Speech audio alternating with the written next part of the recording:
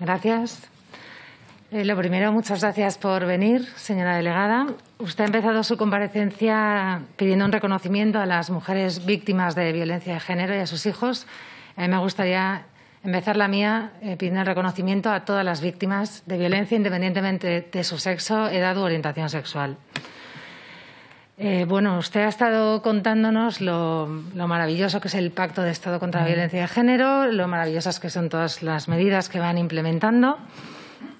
Y a mí me gustaría recordar aquí que este Pacto de Estado contra la Violencia de Género y la Ley Integral contra la Violencia de Género vulnera derechos fundamentales, sobre todo 5 derechos fundamentales. El Pacto de Estado contra la Violencia de Género y la Ley Integral contra la Violencia de Género viola el derecho fundamental a la libertad de conciencia. Ustedes no permiten que pensemos diferente, no permiten que digamos que la violencia no tiene género. Y esto luego se traduce en que violan también el derecho fundamental a la libertad de expresión. Entonces, como ustedes son totalitarios, quieren que todos pensemos como ustedes nos dicen y como el feminismo nos dice. Otro derecho fundamental que viola este pacto y esta ley es el derecho a la libertad de educación. En este caso, la Constitución, en su artículo 27.3, reconoce a los padres nuestro derecho a elegir los valores en los que queremos educar a nuestros hijos y, como usted bien ha explicado, este pacto y la Ley Integral contra la Violencia de Género aplica medidas para que en los colegios ya se les empiece a hablar a los niños de feminismo y de sus teorías de género. Otro derecho fundamental que viola este pacto es la igualdad ante la ley. Antes de las leyes feministas había igualdad ante la ley en España, ahora ya no. Esta ley y este pacto han promovido la asimetría penal. Ahora, ante un mismo delito, el hombre tiene una pena mayor que una mujer ante la misma agresión por el mero hecho de ser hombre. Y otro derecho fundamental que viola es el derecho a la presunción de inocencia. Ustedes recalcan mucho que la mujer tiene que ser creída siempre. Cuando una mujer denuncia ya hay consecuencias para el hombre. Y otra característica del pacto es que reconoce el estatus de víctima a mujeres que no han denunciado. Entonces, esa mujer así adquiere ciertas prestaciones y, por lo tanto, ese hombre es considerado mediática y socialmente culpable, sin que haya habido una sentencia judicial. Y, al final, el número de mujeres asesinadas no se reduce. Tantas medidas y tantos millones que ustedes destinan para esto no reduce el número de víctimas. El dinero va a sus chiringuitos, a sus asociaciones, siempre. Y ustedes, al final, disfrazan de falsa preocupación por la mujer lo que al final es avaricia y ansia de poder. Entre otras mentiras que nos suelen contar está la de las denuncias falsas. Ustedes nos dan siempre el dato de 0,000, ya me pierdo con los ceros, 0,0001. Y yo creo que usted sabe perfectamente que la Fiscalía solo computa un cierto número de denuncias falsas, de un tipo, no todas. Solo computa, por ejemplo, las denuncias falsas de las audiencias provinciales. Solo computa las denuncias falsas cuando una mujer ha denunciado y ha sido condenada en el mismo año. Y muchísimas denuncias se quedan sin perseguir. Y el mismo Consejo General del Poder Judicial, en un informe, dice que hay un 60% de denuncias por violencia de género que son archivadas. Creo que todos sabemos que en ese 60% hay muchas denuncias falsas. Luego, otro tema que usted ha sacado es el de la alienación parental. Creo que es un hecho que todos conocemos, que muchos padres predisponen a un hijo contra el otro padre. Y, claro, esto es no perseguirlo es una forma de poder denunciar luego falsamente a ese hombre. Lo utilizan muchas mujeres. Ustedes conocen los casos de sus amigas de infancia libre. Y ustedes dicen que la alienación parental no se puede reconocer porque no tiene base científica. Y me hace mucha gracia, la verdad, porque que el bebé que está en la tripa de la madre es un ser humano, lo avala la ciencia y ustedes lo niegan para promover el aborto.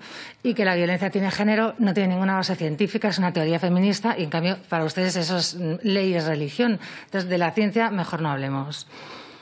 Después de la macroencuesta, ¿qué le voy a decir? Que una de cada 2 mujeres ha sufrido violencia machista, no se lo cree nadie.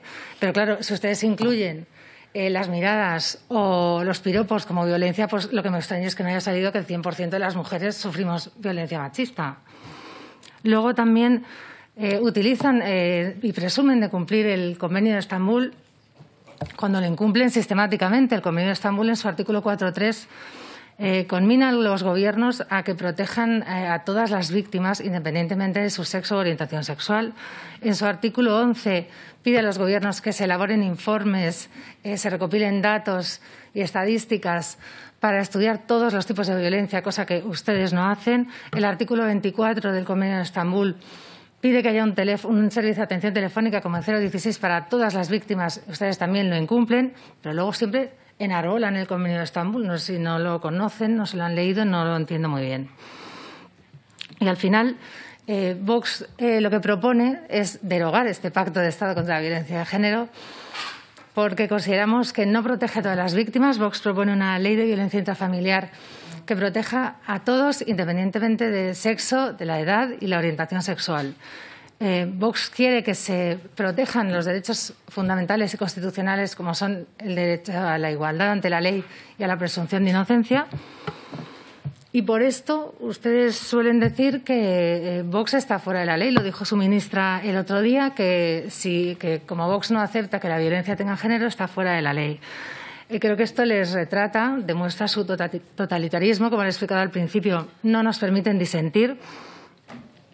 Y Vox lo que quiere es que, primero, que el dinero de los españoles esté en el bolsillo de los españoles, pero que el dinero que se invierta en paliar la violencia sea para todas las víctimas y que llegue de verdad a las víctimas y no se quede en asociaciones.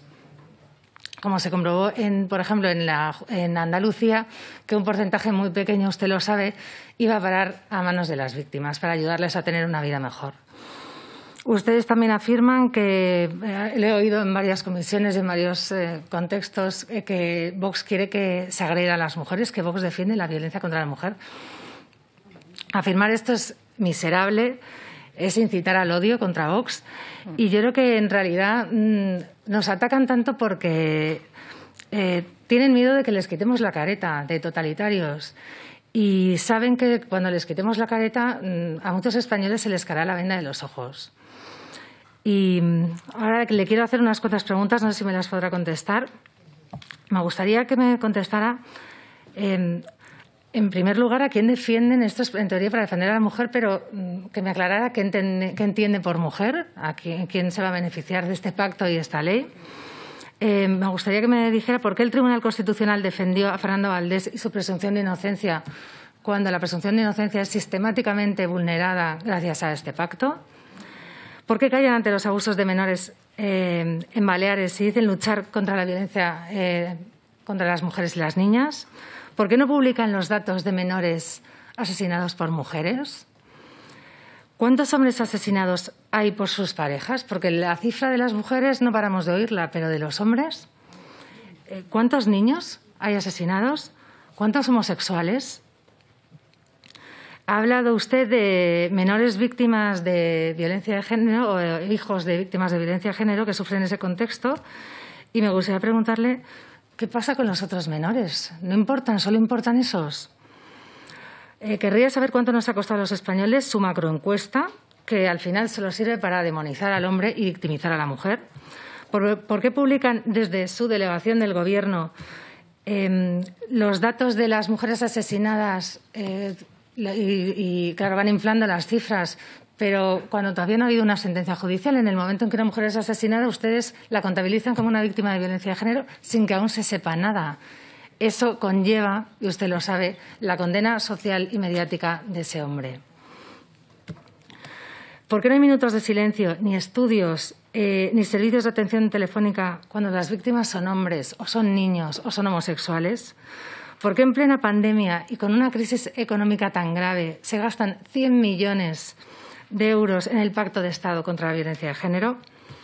Si tanto les importa la violencia contra las mujeres, ¿por qué no condenaron ninguna de ustedes la agresión a mi compañera Rocío de Mer?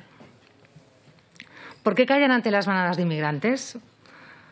¿Por qué se empeñan en traer inmigrantes que son incompatibles. Antes el compañero del PNV recordaba a las mujeres que habría que implementar medidas para mujeres con culturas diferentes. Pues es que también vienen hombres con culturas diferentes, que vienen de culturas en las que no respetan a la mujer, porque se empeñan en traer personas que no respetan a la mujer. No sé si podrá contestarme a todo esto, pero sí que tengo claro que cuando se está anclado en la mentira y le ponen verdades delante es muy difícil encontrar respuesta. Y sí que hay dos verdades muy claras, que es que ustedes mienten a los españoles y que la violencia no tiene sexo. Muchas gracias. Pues quería invocar el artículo 72 del reglamento. ¿En aplicación de cuál? Que retiraran del diario de sesiones la declaración de la delegada del Gobierno sobre que empatizamos con el agresor. Quería pedir que lo retiraran.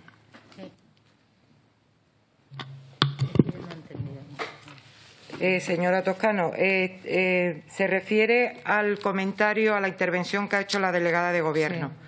Sí. Pedirle que retire el comentario o la valoración que ha hecho la delegada de Gobierno, sinceramente, es como entrar ahora a intentar también replicar en lo que usted también ha podido hacer aquí en esta intervención en la comisión. Yo no considero que se deba de retirar. Creo que es la intervención de la delegada de Gobierno y tienen el turno de réplica para poder defender. ¿No se puede retirar del diario de sesiones? No lo considero. No lo considero. No lo considero. Me lo imaginaba. Bueno, pues tiene su turno de réplica. Sí. Bueno, voy a repetir otra vez, aunque nos cansamos de repetirlo, que defender los derechos fundamentales de todos los ciudadanos no es empatizar con el agresor. Exacto. Hace falta una sentencia para decir que alguien es agresor. Y precisamente es Vox quien pide la prisión permanente revisable, cuando los delitos son muy graves o hay asesinato. Es precisamente Vox el que pide penas más duras para los agresores. Vox lo que pide es que se respeten los derechos constitucionales de igualdad ante la ley y presunción de inocencia. ¡Qué escándalo, qué malos somos los de Vox que pedimos eso! Y pedimos protección para todas las víctimas, independientemente de su sexo, edad u orientación sexual. Eso es lo que pedimos. Todo lo demás, lo que deforme nuestro mensaje, es incitación al odio y mentir. Nada más. Gracias. Muy bien.